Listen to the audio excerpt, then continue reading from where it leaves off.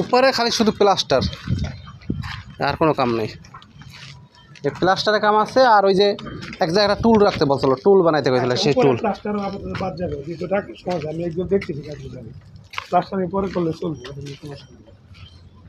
Plaster পরে করবেন এখন। এই তারপরে উঠতে গেলে অনেক ধরনের কাজ আছে এখনো।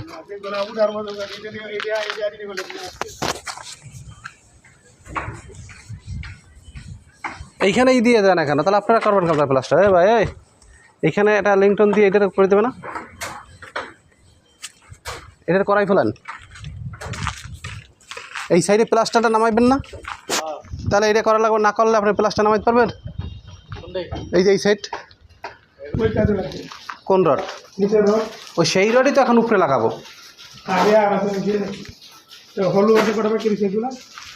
হলোবার আর হচ্ছে স্কোয়ারবার, এটা হচ্ছে পরবর্তীতে এই যখন এই যে বয়েডের উপরে টিন টুন দেবে না, টিন দেবে তখন ওই সময় লাগানো যাবে।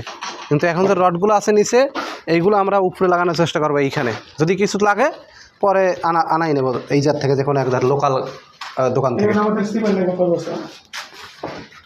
সেইভাবে তার হিসাব করে না যে সিমেন্ট কত বড় লাগবে। তারপরেও